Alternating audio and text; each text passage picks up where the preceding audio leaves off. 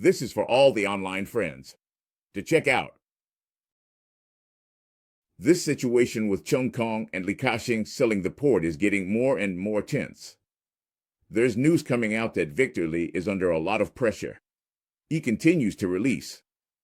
The third article, and the most serious rumor, is that Xi Jinping is furious and has ordered all relevant agencies. This investigation into the Cheung Kong matter, of course, has the local lackeys jumping out. John Lee and Liang Chuning. Hey, will Li Ka-shing bow down? In the end, I'll give everyone an assessment. But today, I'm making 2 separate videos. Li Ka-shing, I need to make 2 separate videos. One is about, Li Ka-shing's interactions with China's top leaders, and another video is about how he contributes to the country. How much money did he spend? All right, let me first tell everyone about the latest situation. Cheung Kong Holdings reported in early March that they sold to BlackRock and Blackstone, right? They are part of the same group. This is BlackRock. It's BlackRock, but they just have different branches. It's actually a large private equity fund group. After this deal, Tycoon Power was the first to come out and work on this piece. Don't be naive. Don't be confused about this piece. It was published in Tycoon Power and then released in batches on the official page of the Hong Kong and Macau Affairs Office. Then, on that day, it was also released at the Liaison Office of the Central People's Government, making it very clear that this is an official matter. This was followed by Tycoon Power on the 15th, questioning why Cheung Kong sold the port to foreign forces with ill intentions. All right. Then, on March 17th, the Global Times published it. Hong Kong. What does Cheung Kong's sale of the port imply? I will answer them. I will tell them this is good, really? Just like that? According to sources, Li Ka-shing's eldest son, Victor Li, who is the chairman of Cheung Kong and a member of the CPPCC, was reportedly given a cigarette by a high-ranking political leader, rumored to be Wang Huling. Wan Honing he questioned this matter, questioning Victor Li's involvement in witnessing this transaction, which was actually sold entirely to the Mediterranean. It's the Italians, meaning BlackRock, right? They broke it up into several large parts. You know, it's actually divided into 4 parts: the Southeast Asia part, the Americas part, including Panama and the United States, and then the European part, specifically the UK. And the Middle East part is likely to be split and sold. This is the European part, and the Middle East part is very likely to be sold to this Italian person. There's no promise not to sell it. The buyer behind it is an Italian billionaire family. I think if it's not the Middle East part, it might be sold to the UAE, because the UAE's port group is the 2nd largest in the world. The largest in the world is PSA, and the 2nd largest is the UAE, so Southeast Asia. Actually, if China wants to buy in Southeast Asia and asks Zhong Yuan to buy it, it can be negotiated. BlackRock will definitely sell it to you. The most tricky part is, what's the most tricky? There are those 2 in Panama. Those 2 in Panama, if they're not Americans, they wouldn't dare to buy them. If they're not Americans, they wouldn't dare to buy. All right, this is a big deal. This move shows what? The Chinese government initiated an investigation into Cheung Kong. This sale involves the State Administration for Market Regulation, and many government departments have received instructions from the central leadership to investigate whether this transaction has potential security risks or antitrust violations. Now, reaching this point, let me first explain to everyone. China. What does the government base its investigation on? Oh, this is such a strange company. It is a payment company and it is listed in Hong Kong. The headquarters is in Hong Kong. The assets they're selling? They have absolutely no connection with mainland China, and they're selling, not buying. It's the world's third largest container group. And now they're selling these ports. It doesn't involve a monopoly, right? Oh, so that's how it is. Huh. The buyer, BlackRock, doesn't have many terminals. So the purchase doesn't involve a monopoly. How can it be said that it involves a monopoly? Oh, there's a clause about that. If a company has a significant portion of its business in China and it sells assets outside of China, it requires China's approval. Now, this thing about payment addiction has it been used a few times already?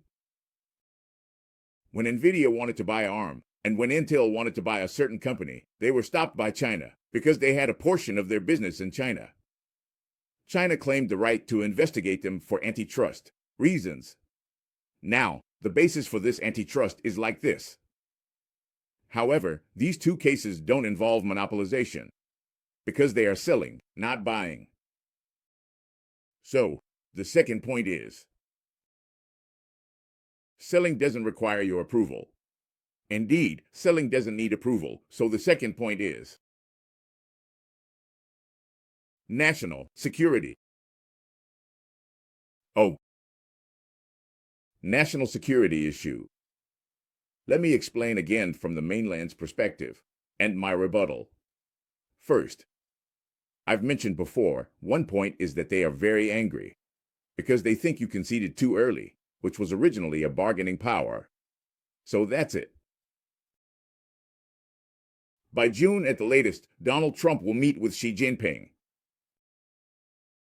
Before this, Donald Trump didn't dare to confiscate the 2 ports, not 2 ports, but those berths. So, he needs to talk to Xi Jinping, and this has some bargaining power. But what was the result? You see, Donald Trump has already mentioned the military alternative, meaning that the military will occupy it, and no one can resist. In the end, it still falls within the sphere of American influence. It's just that it can be used to negotiate some conditions. Secondly, from the perspective of mainland China, they see Hong Kong as one of their own. Therefore, their ports and Chinese container ships and cruise ships can go there anytime.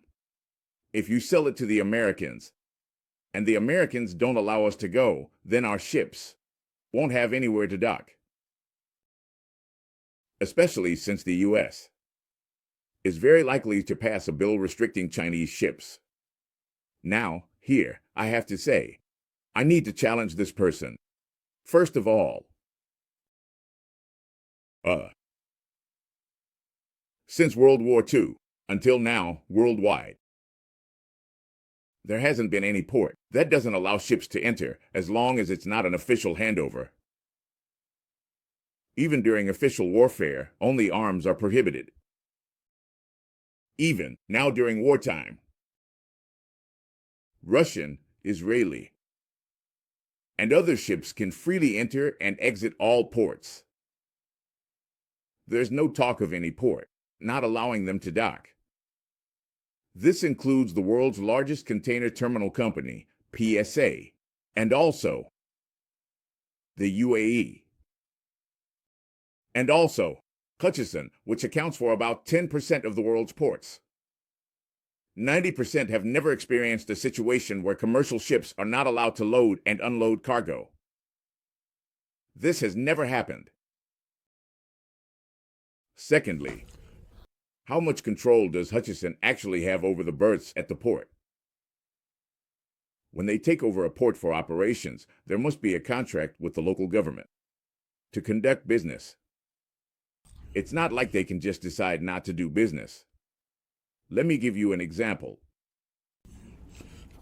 For example, at Yantian Port, if Hutchison has a terminal there, can they just decide, I don't like it, so I'm not allowing Russian ships to dock here? The operation of each terminal is under the sovereignty and legal framework of the respective location.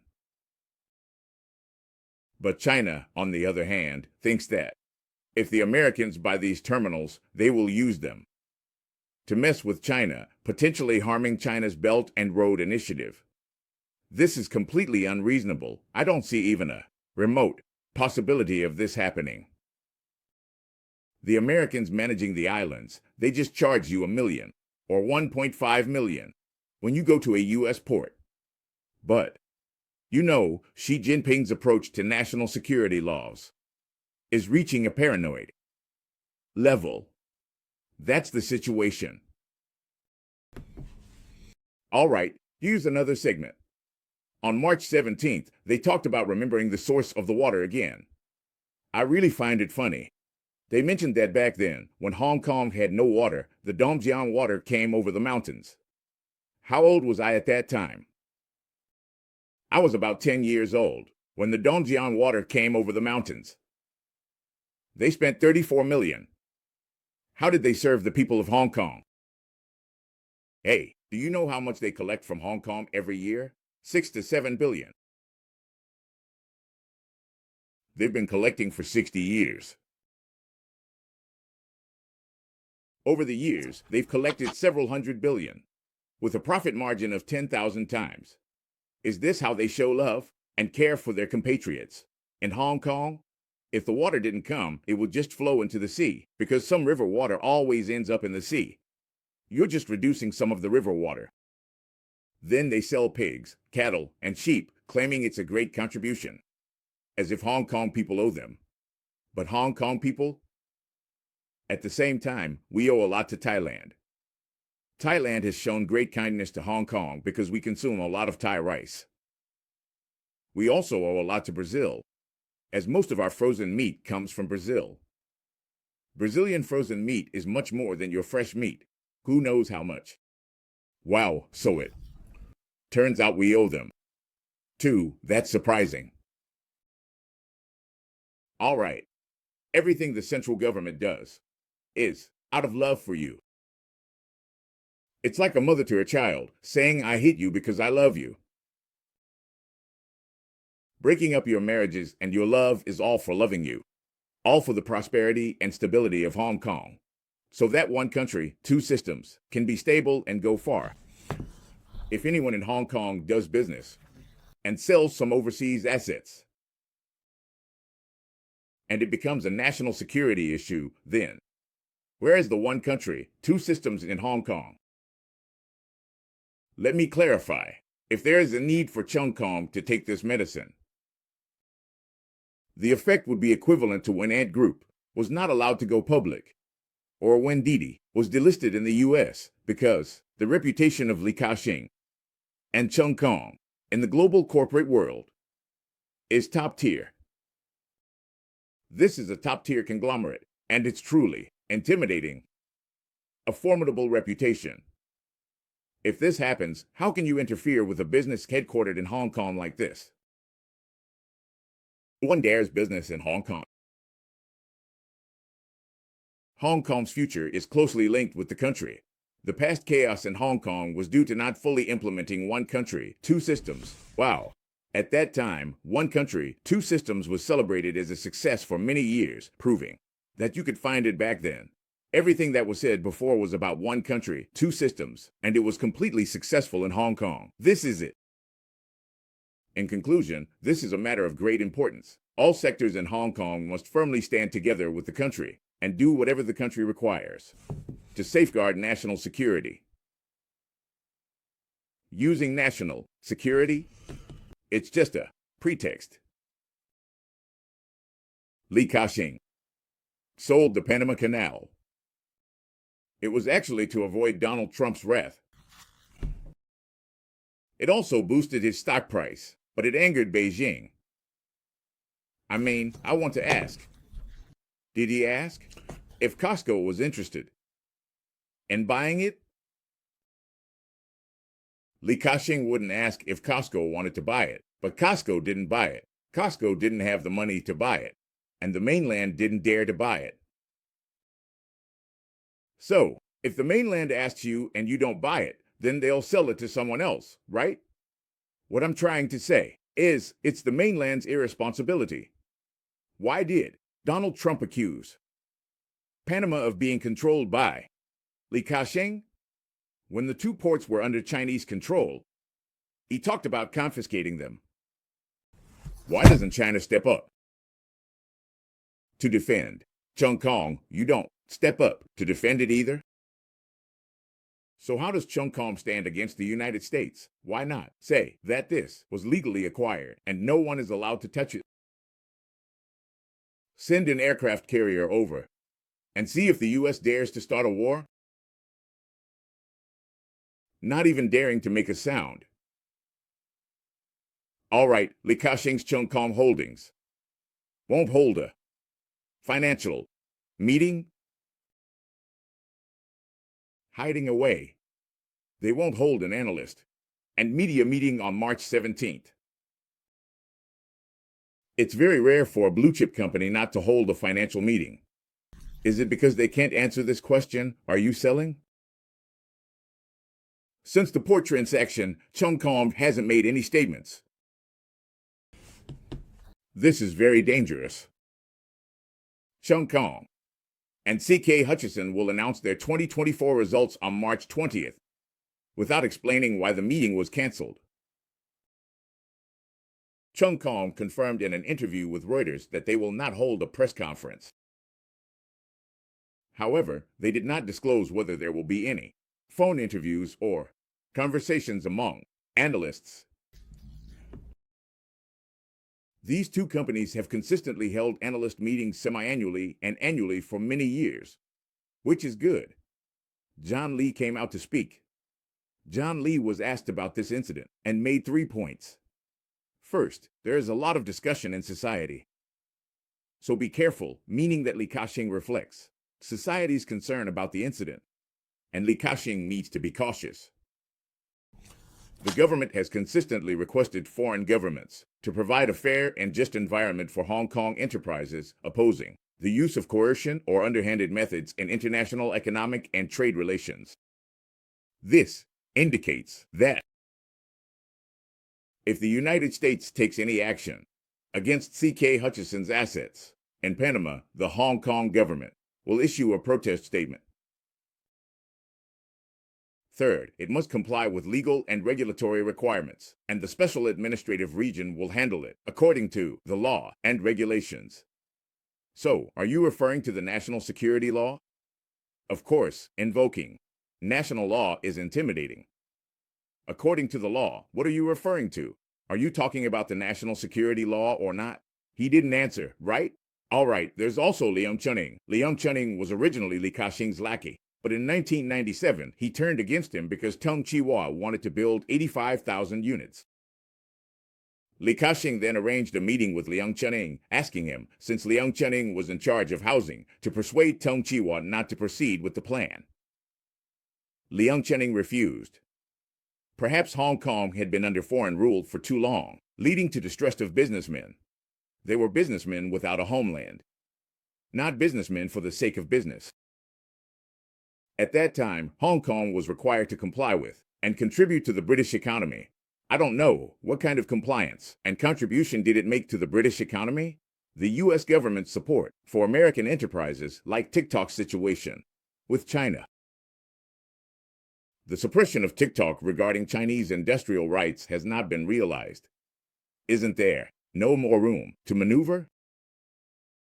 Without parents, you'll get bullied. This is to scare American businessmen into only doing things that align with American interests and not things that go against them. Continuously doing things that go against American interests is really frightening.